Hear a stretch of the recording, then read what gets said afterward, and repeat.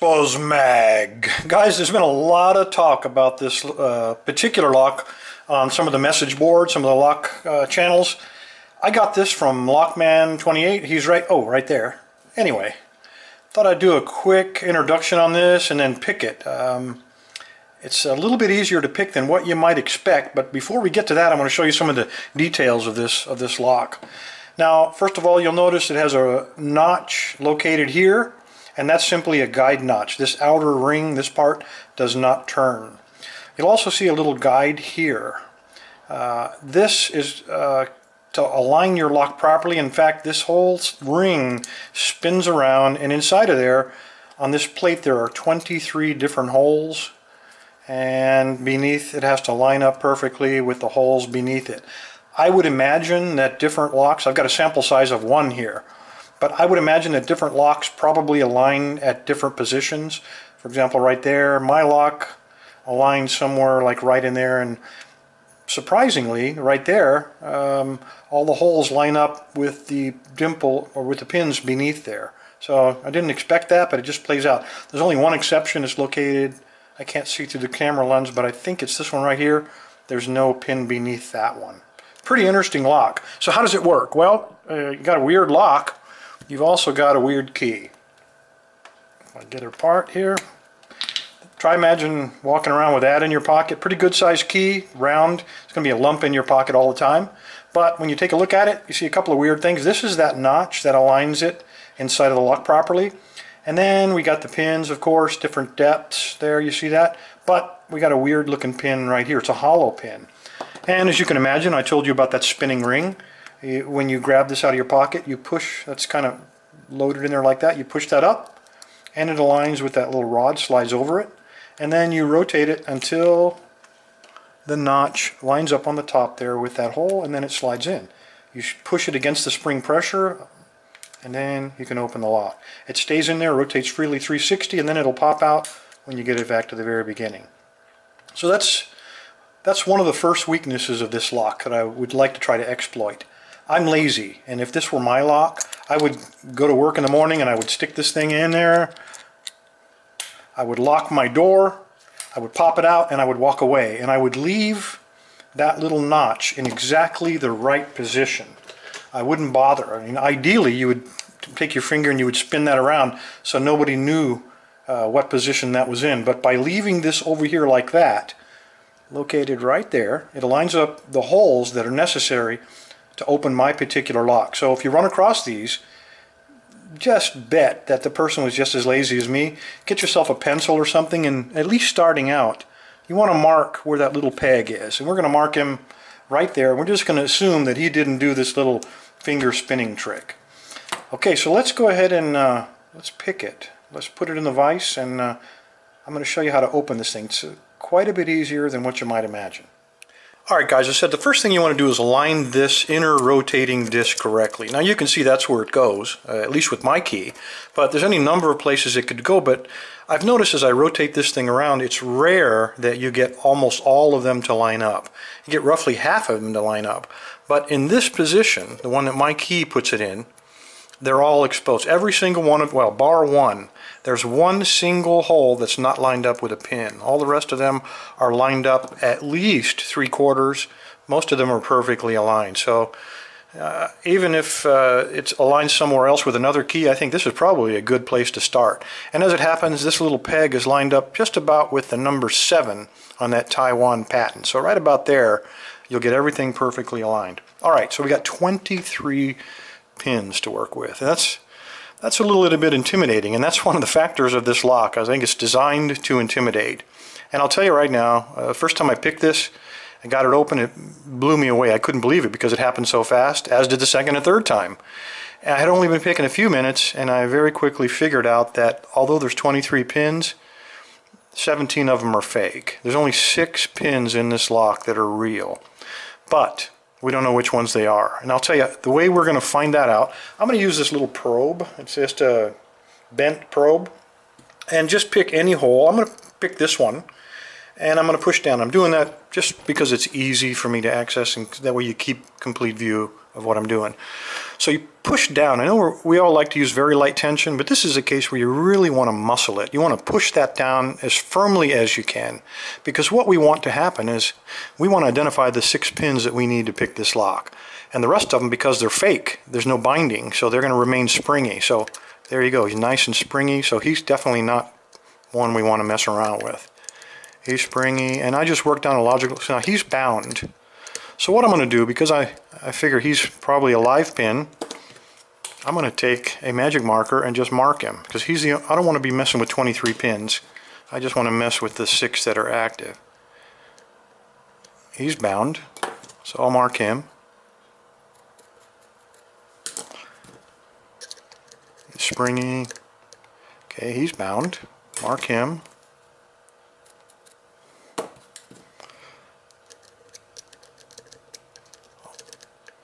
There's no pin in that one. A slide around my probe. He's springy. Double check just to make sure.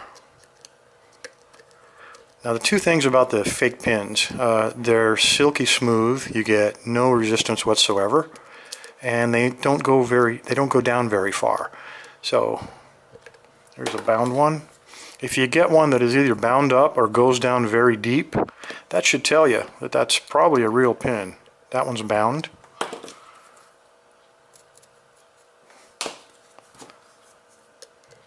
Springy. He's bound.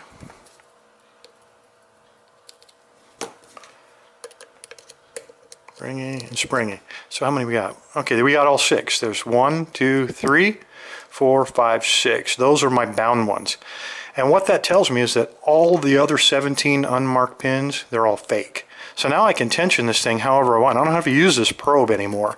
I can put a piece of wire going across, and in fact, if you give me a minute, I'm going to take this piece of wire and I'm going to bend it. I'm going to put one in, say, that hole and one in that hole, and that way I can turn it with my thumb and keep everything out of your way. So give me a minute to bend this thing.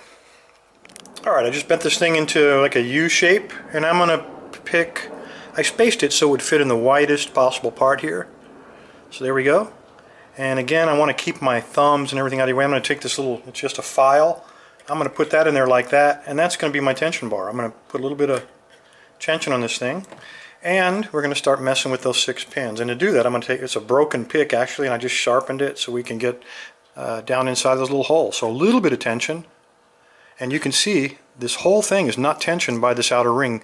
The lock is actually tensioned by the pins that go inside of the lock. Kind of an odd design, but hey, it works. Okay, a little bit of tension, and let's start messing with those 6. Find out where the binder is. Okay, I've got a good amount of tension. I'm going to pick this one first, it feels like. I better let off on the tension now, because I got this leverage working for me. Okay, got him. It's a lot easier when you don't have to pick 16 of them. I mean 17 dummies.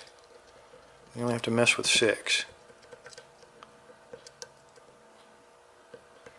I think we got him. Okay. It's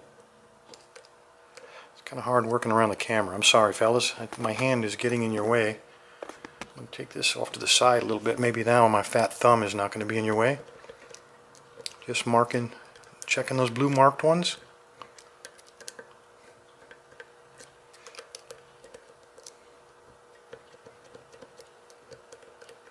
I think I just set that one. I think we just set him. Now this one is not quite perfectly lined up. I got about 3/4 of the hole to work with, but it doesn't matter. As long as you can fit your probe in there, that's really all we're after.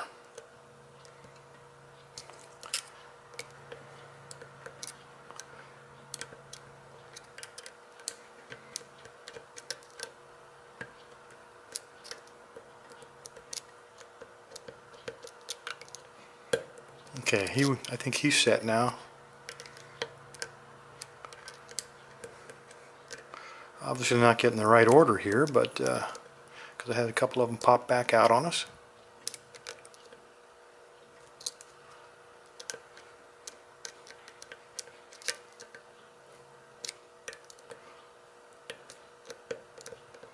I think we just set him. Felt a very slight turn on the core. that one is still springy. Oops, that was not being picked. That was the pick sliding off of the edge.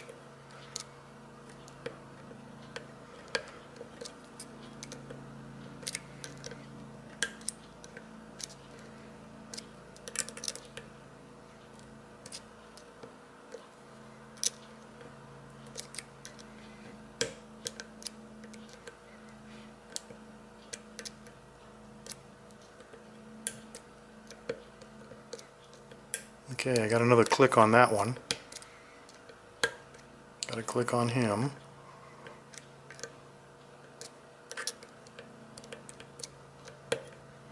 Got another click on that one.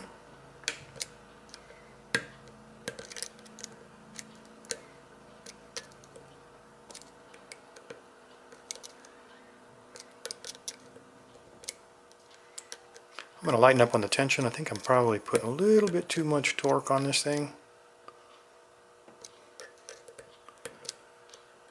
Doesn't take a heck of a lot, I guess.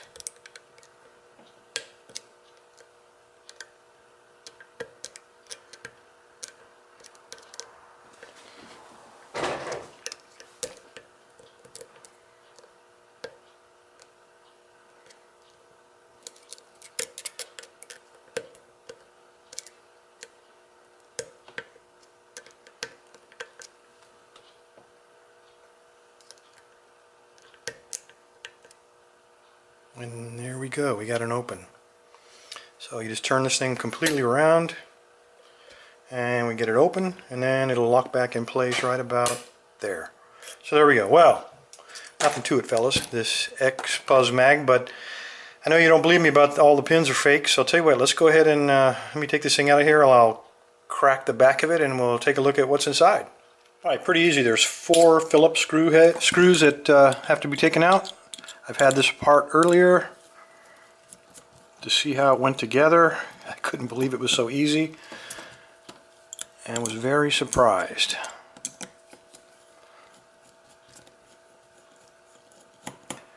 It's a cool lock because it's so intimidating. I mean, quite honestly, if I had not studied this thing and failed picking for many hours, I probably would have just said, let's cut this door down. I'm not even going to mess around trying to pick it. It was just that intimidating. But after having picked it several times, by accident almost, and then taking it apart and seeing really what's up inside. Now when you take this apart the first time, these little pegs here will be slightly, these little pegs right here will be slightly mashed and you won't be able to get this disc off. I had to file it a little bit and it's still kind of tight. Let me zoom in and I don't have to hold this thing up so close to the camera. And the way I do it, I just pry it off.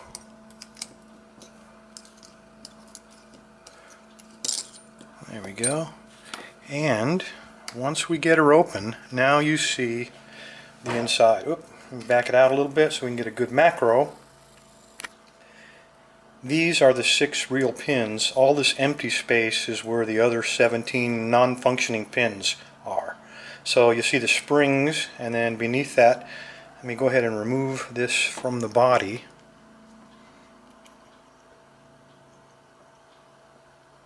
Try not to drop it. I'm going to set that down for a second. Now you can see it looks like a drain hole, but here's the thing that spins around. Whoops. There's the thing that spins around with our marked pins. And when we turn it over and take a look, now you can see all the pins, fake and real, all mixed in there. That's a real one, and you can see he's pushing the spring up right there. This is actually the Bible portion, and this is actually the core part, this front that contains all the pins. So when I pull this up, everything will fall out. The pins will not come out of the back here. I don't know why. The springs will come out, but the pins will not. But when I pull this apart, you can see there's 3 on that side, and there's the 3 on that side. I'm going to go ahead and pull this completely apart. We're probably going to drop some pins, but that's okay because I want you to see it's only engineered to have 6 pins, not 23. And there they are. There's your 6 pins. They are all standard. Let me set this down. They are all completely standard. This would probably be a lot better lock if, come on, focus, if we had some security pins in there, but we just don't. This plate is actually sealed in place. You can see the crimps around the edge, and that's what holds the basically a key pin and a spring for all of the 17 dummies. It's actually crimped in place. Only the 6 live ones penetrate all the way through. So, and I guess that's what you would expect. The trick is to find those 6 real ones, and I think I showed you how to do that. It's not that difficult. Just use a little heavy tension and a probe, and you'll very quickly identify what 6 they are. Mark them, and then those are the only 6 you have to play with. You can totally ignore the other 17. Anyway, fellas, there was what left of the XPUZMAG. It's a cool lock. I won't deny that. Very intimidating, and I'll tell you, the machining on this is very precise. You can't really... I'm going to try to bump it, but based on how close the tolerances are, I'm not sure how much luck I'm going to have, but I'm going to give it a shot. So anyway, fellas, thanks for your time. Stay safe, stay legal. Lockman28, thank you, sir, for this lock. I appreciate you moving me to the head of your line to deliver this thing from Taiwan. Thanks, guys.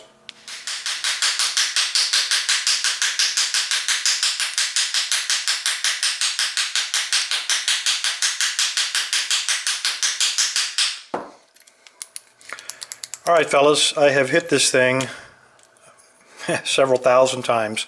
I got nothing. I made a bump key. Since I got 6 keys with this thing, what I did is, I get that cap off. This is an original key on the right, and all I really did is grind everything down to the lowest level, hoping that when I hit it, it would probably set those pins. I don't know why. I don't know if there's drag in there or if they're not making good contact or what, but no luck bumping this thing. But given some time, you can pick it. Not as difficult as a job as what you thought, but bumping's out of the question. Not going to work. Anyway, thanks for your time. Stay safe. Stay legal.